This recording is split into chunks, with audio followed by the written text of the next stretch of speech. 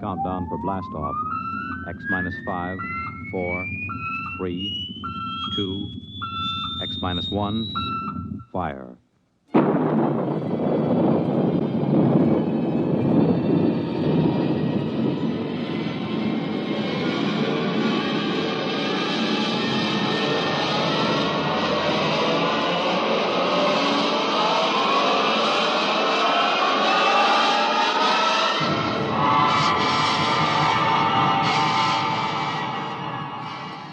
From the far horizons of the unknown come tales of new dimensions in time and space. These are stories of the future, adventures in which you'll live in a million, could be years, on 1,000 maybe worlds. The National Broadcasting Company, in cooperation with Galaxy Science Fiction Magazine, presents X minus 1.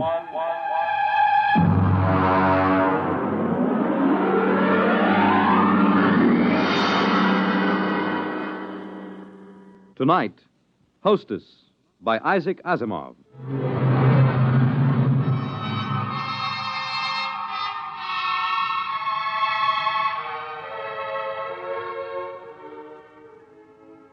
I was so happy about it when I came home, almost triumphant. I dashed in the front door, peeled off my gloves, threw my hat on the side table, and tossed my coat over the back of a chair. Well, you missed supper. Drake, we're going to have him here. Who here? What are you talking The about? doctor from Hawkins' Planet. Didn't you realize that was what today's conference was about? When you say the doctor from Hawkins' Planet, do you mean the Hawkins site you've got at the Institute? Well, of course. Who else could I possibly mean? May I ask what the devil you mean by saying we'll have him here? Darling, the Hawkins site would like to stay at a private house somewhere where he won't be bothered with official ceremony, where he'll be able to proceed more according to his own likes and dislikes. I find it quite understandable. Well, whenever you start using formal sentences, I know you're hiding extreme irritation. Well, you don't seem to be trying to hide it at all. Now, what's the matter? Look, I don't see where we've got room for extraterrestrial visitors. Are you serious? He can stay in the spare room. Honestly, Drake, all we have to do is show a certain amount of adaptability. Sure, just a little adaptability. The Hawkins site breathes cyanide. We'll just adapt ourselves to that, I suppose. He carries cyanide in a little cylinder. You won't even notice it. And what else is there about them I won't notice? Nothing else. They're perfectly harmless. They're even vegetarians. Well, what about us? Do we eat meat ourselves, or will that make us look like cannibals to him? I won't live on salads to suit him, I warn you. Drake, it means very much to me. Well, why? Because if he stays here for any length of time, I can study him real closely. Very little work has been done on the biology and psychology of the individual Hawkins site or of any of the extraterrestrial intelligences. Surely you must see the opportunity. He stays here. We speak to him, watch him, observe his habits. Look, I've spoken to men who are in charge of security groups watching various Hawkins site missions on Earth. The missions stay in the rooms assigned to them, and they don't leave for anything but the most important official business. They have nothing to do with Earthmen. It's quite obvious that they're as revolted by us as I personally am by them. Drake, he's a doctor. He's coming here for medical research, and I'll grant you that he probably doesn't enjoy staying with human beings and will probably find us perfectly horrible. But he must stay just the same. All right. Have it your own way. You sure you don't want any coffee? No. Drake, you're not angry about this, are you? No, I'm not angry.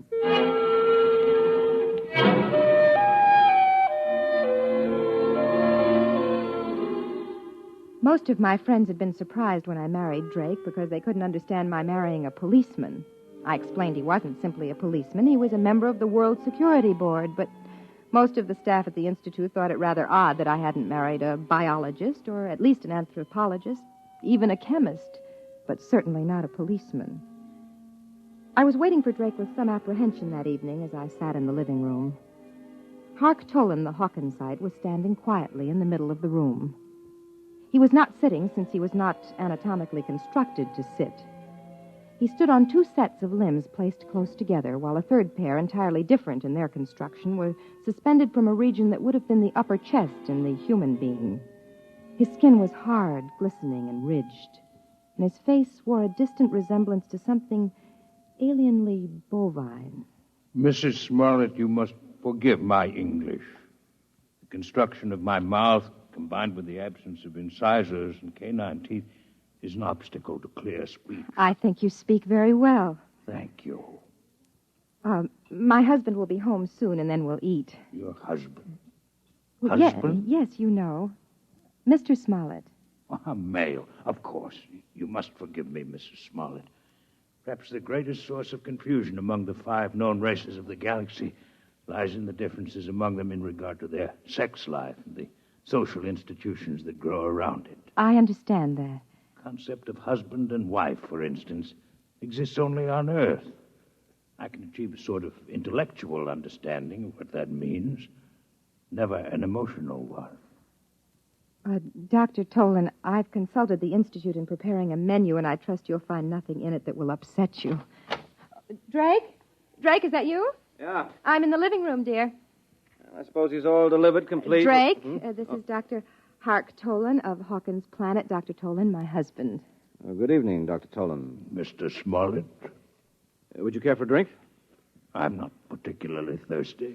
On Earth, there is a custom of drinking liquids which have been fortified with ethyl alcohol. We find it stimulating. Oh, yes.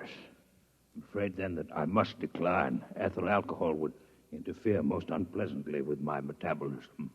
Well, so it does to Earthmen, too. But I understand, Dr. Tolan. Would you object to my drinking? Of course not. Good. I need one. A stiff one.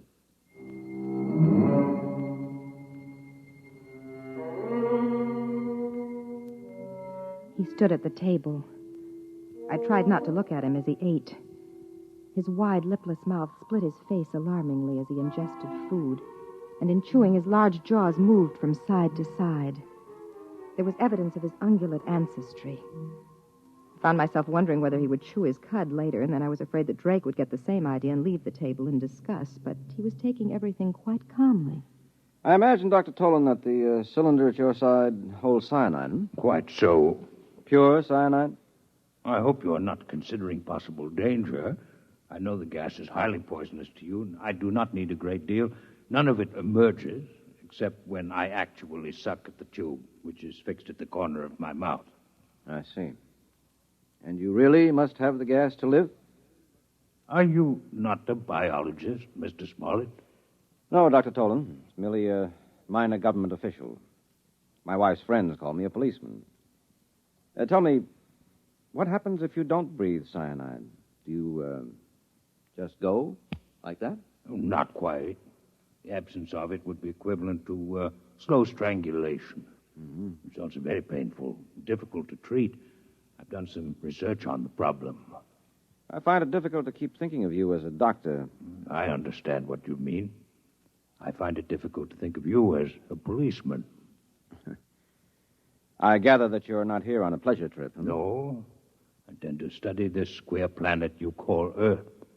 Queer? In what way? It is always amazing to me to find how little you Earthmen understand your own characteristics. There are 5 intelligent races in the galaxy. Over and over, it is you Earthmen, more than any of the others, who are unique. Your people are the only ones which find hydrogen cyanide poisonous. Yours is the only form of intelligent life which is carnivorous. Yours is the only form of life which has not developed from the grazing animal. And most interesting of all, yours is the only form of intelligent life known which stops growing upon reaching maturity. Well, you don't look very large, Dr. Tolan. I should say that you're an inch taller than I, which would make you 6'2". Are you young, or are you just small on Hawkins Planet? Neither. We grow at a diminishing rate with the years, so that at my age it would take 15 years to grow an additional inch. But we never entirely stop. And, of course, as a consequence, we never entirely die. Did you hear that, Rose? I never knew that before. You mean people on Hawkins Planet are immortal? No people are truly immortal. Few of us live more than several centuries of your time. Still, it is unpleasant to think that death may come involuntarily. It is something which to us is extremely horrible. Oh, we're quite used to it. You Earthmen live with the thought. We do not. This is why we are disturbed to find that the incidence of inhibition death has been increasing in recent years. What is this inhibition death? A pathological cessation of growth. It's a wasting disease. A tragic one, and absolutely incurable. It is fatal within a year. What causes it? Mr. Smollett, we know nothing about the cause of the disease. Well, then why did you come to Earth to study it? Because, again, Earthmen are unique. They are the only intelligent beings who are immune. The inhibition death affects all other races, while Earthmen are immune. Somewhere in the biochemistry of the Earthite, there is the secret of that immunity.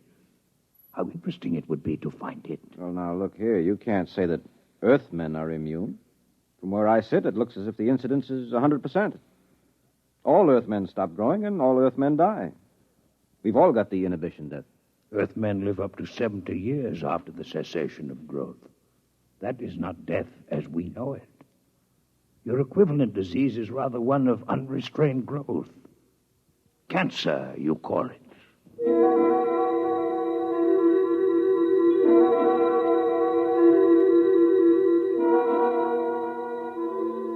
Drake was being pleasant to Dr. Tolan. I wasn't sure whether it was for my sake or for his own.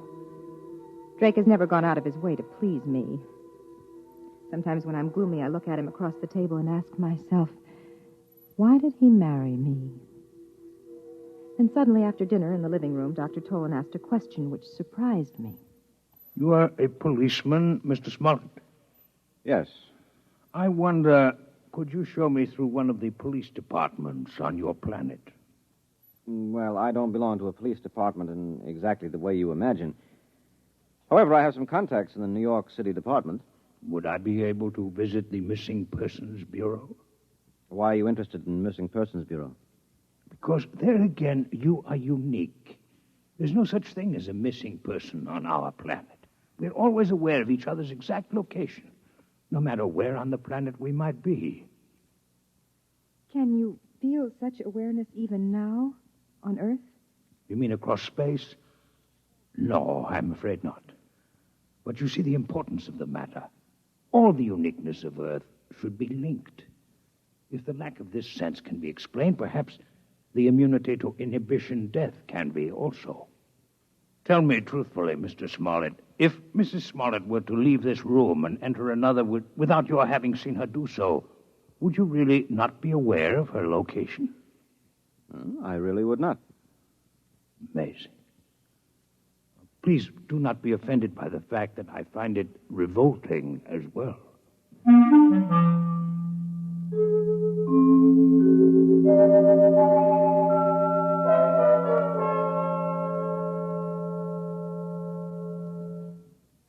Drake? Drake, Yes, I'm awake. why were you talking about the inhibition death to Dr. Tolan? I'm taking an interest in your work, Rose. You've always wanted me to take an interest. I'd rather you weren't sarcastic. Rose, I'm tired. I'll talk to you tomorrow. No, right now. I want no questions from you and no interference. You do your job and I'll do The mine. nature of my job is open and known. The nature of my job isn't, by definition, but I'll tell you this. Our six-legged friend is here in this house for some definite reason. You weren't picked as biologist in charge for any random reason. 2 days ago, he'd been inquiring about me at the commission. But that's my job, and I won't discuss it with you any further. Do you understand? No. But I won't question you if you don't want me to. All right, then go to sleep.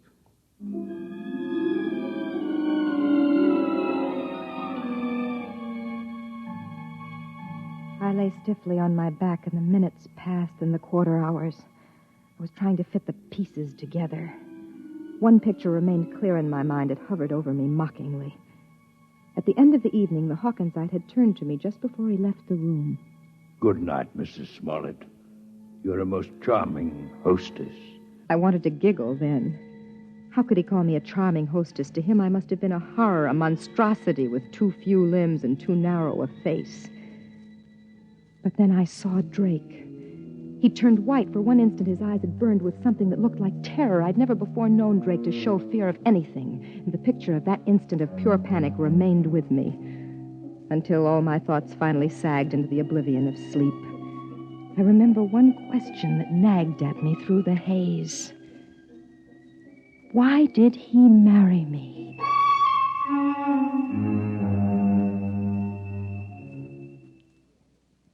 I found your Missing Persons Bureau interesting in that the large majority of missing persons are males. Oh, well, that's not mysterious, Dr. Tolan. You simply didn't realize the economic setup we have on Earth.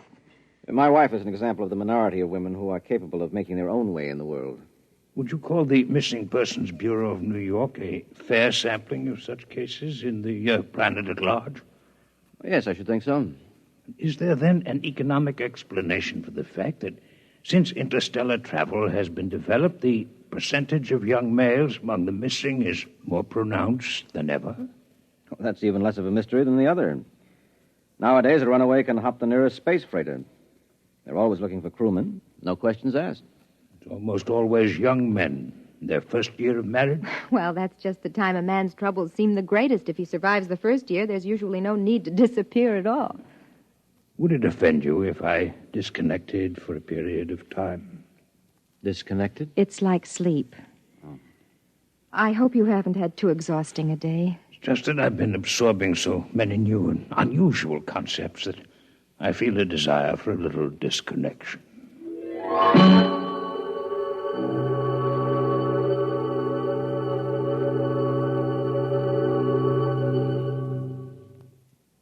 Drake, we've been sitting here for 10 minutes. Aren't you going to speak to me? About what? Last night you said you'd speak to me tomorrow. Well, I'm ready now. I thought it was agreed that you wouldn't question me about my business in this matter. I think it's too late for that. I know too much about your business by now. What? What do you mean? Drake, let go of my arm. What are you talking about? Dr. Tolan thinks that Earth is spreading the inhibition death purposely. That's it, isn't it? Where did you get that idea? It's true, isn't it? I want to know exactly why you say that. Don't play games with me, Rose. This is for keeps. Why don't you ask Dr. Tolan? He's an outstanding worker in the field. I looked over his papers this afternoon. And what are his theories about the origin of the disease? Try to remember, Rose. I think he blames Earth, but I think he admits they know nothing about how the disease is spread. And I'll find out about this right now. Drake, what are you going to do? What's that? It's my gun. I'm going to ask him a few questions.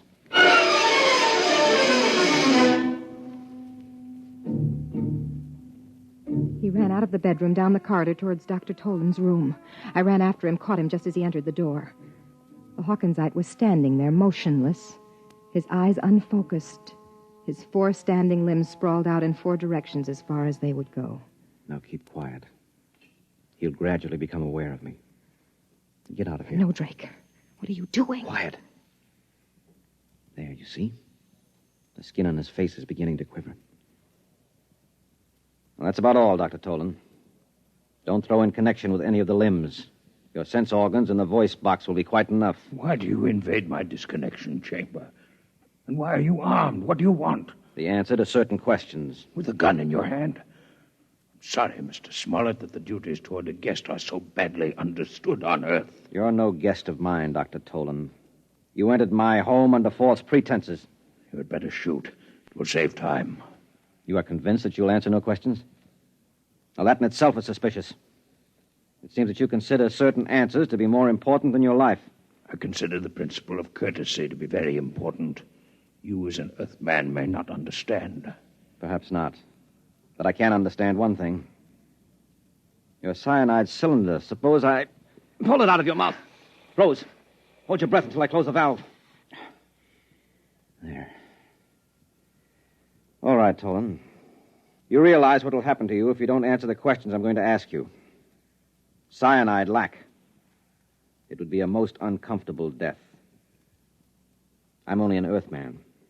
I can't appreciate its true horrors, but you can, can't you? Drake, give him the cylinder. Give it back to him. You have about 1 hour, I think, until the effects are irreversible. Talk quickly, Dr. Tolan, and you'll have your cyanide cylinder back. What are your questions? What are your theories concerning the inhibition death? Why did you really come to Earth? What is your interest in the Missing Persons Bureau? For years, I have been investigating the cell structure of my patients suffering from inhibition death. I've been forced to use the utmost secrecy, since the methods I used were frowned on by my people. Your society would have similar feelings against human vivisection, for instance. For this reason, I could not present the results I obtained to my fellow physicians, until I'd verified my theories here on Earth. And what are they?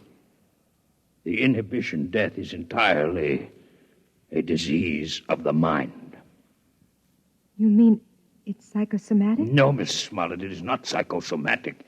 It is a true disease of the mind, a mental infection. My patients had double minds. Beyond and beneath the one that obviously belonged to them, there was evidence of another one, an alien mind. In short, there are not only 5 intelligences in the galaxy, but 6. And the 6th is parasitic. This is impossible. You must be mistaken, Dr. No, Tolan. I'm not mistaken. One can imagine such a parasite through the course of millions of years, perhaps losing all portions of its physical being. It would become nothing but pure mind, living in some mental fashion we cannot conceive of on the minds of others, particularly on the minds of Earthmen. Why particularly Earthmen? Have you not surmised that the 6th intelligence is a native of Earth? Mankind from the beginning has lived with it, has adapted to it, is unconscious of it. It is why the higher species of terrestrial animals, including man, do not grow after maturity and eventually die. And it is what is called natural death. It is the result of this universal parasitic infestation. Where Earthmen could survive the infection for decades with little harm, we others die a quick death within a year. Give me back my cylinder. You have your answer. What about the Missing Persons Bureau? Drake, look at his eyes. Give it back to him. As we are not well adapted to the intelligence that infests man, neither is it well adapted to us. It can live on us, but it cannot reproduce, with ourselves alone as the source of its life. The inhibition death is therefore not directly contagious among our people. What are you implying, Dr. Tolan? The Earthman remains the prime host for the parasite, and an Earthman may infect one of us if he remains among us. But the parasite, once it is located in an intelligence of the outer worlds, must somehow return to an Earthman if it expects to reproduce. We are infected and reinfected as the parasites return to Earth and come back to us via the mind of Earthmen who travel through space. And the missing persons? Are the intermediate hosts. The masculine terrestrial mind seems better suited for their purpose. But once reproduction has been taken care of, the infested male leaves by spaceship for the outer worlds. He disappears. But this is impossible. What you say implies that the parasite mind can control the actions of its host. That can't be, or we would have noticed their presence here on Earth. The control may be very subtle, and may moreover be exerted only during the period of active reproduction. I simply point to your Missing Persons Bureau. Why do the young men disappear? I'm quite ill now of cyanide lack, and I cannot speak much longer. And you alone, of all your people, have any knowledge of this theory of yours? I alone. You will give me back my cyanide cylinder now. I've become quite weak. Sure. Sure, Dr. Tolan. Rose. No! Rose, come out of here. Come on now. Come on. He's dead. He's dead. You shot Outside. him. Out. Quiet, Rose, quiet. I told you to have nothing to do with this. Let me go. I want to go. I want to go. Why? Because of something it was my job to do? You heard what that creature was saying? You suppose I could allow him to return to his world and spread those lies? They'd believe him. What do you think would happen then? They would have to kill us all to stop that disease. What he said wasn't a lie. It was true. Oh, come on. Now you're hysterical. You need sleep. I know what he said was true because the Security Commission knows all about the same theory and knows it's true. Why do you say a thing like that? Because you let it slip yourself. Now sit down. Sit down. Well, so I gave myself away, did I? When? You turned white when Hark Tolan referred to me as a charming hostess. Hostess has a double meaning, Drake. A host is one who harbors a parasite. Well, I had no idea I was so transparent. Look, Rose, I've done my best to keep you out of this. The truth can't be held down forever. Somebody else will find out. You can't kill them all. We know that, too. We have no choice. Why? Why can't we combine with the other intelligences and wipe out the parasite? No, you don't understand. Hark Tolan was right. Man and his prehistoric ancestors have been living with this parasitic intelligence for uncounted ages. We've not only become adapted to it, we've become dependent on it. It is no longer a case of parasitism. It's a case of mutual cooperation. You biologists have a name for it. What are you talking about? Symbiosis? Yes, exactly. We have a disease of our own, remember? It is a reverse disease, one of unrestrained growth. We've mentioned it already as a contrast to inhibition death. It's all very well to say that if we could remove the parasite, we would have eternal growth in life, but it's impossible for us.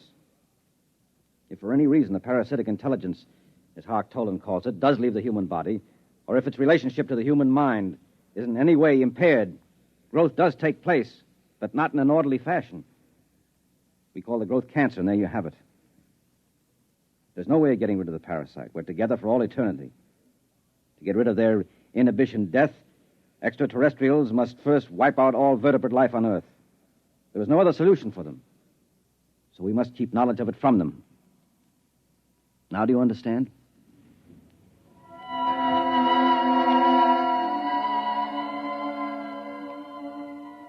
He got the body out of the apartment. I sat there numbly. He lied to me. Cancer could not be a disease that was an expression of lost ability for normal growth. Cancer attacked children while they were still growing. It could even attack embryonic tissue. Cancer had nothing to do with the presence or absence of normal growth. Its absence would not cause cancer. Drake lied, but no one would believe me. The young men who disappeared were usually in the first year of their marriage. Whatever the process of reproduction of the parasite intelligence was, it must involve close association with another parasite. The type of close and continuous association, as in the case of newly married couples. The parasite could control actions. I'd report them both, Drake Smollett and Hark Tolan, to the Missing Persons Bureau. But they'd never find them, for they'd be out in space. I wanted to weep, but I couldn't. I was dry-eyed, and it was painful. I'd looked for the answers to so many questions, and I'd found them all. I even found the answer to the question I thought had no bearing on the subject. I finally learned why Drake had married me. You have just heard X-1, presented by the National Broadcasting Company in cooperation with Galaxy Science Fiction Magazine. Your announcer, Fred Collins. X-1 was an NBC Radio Network production.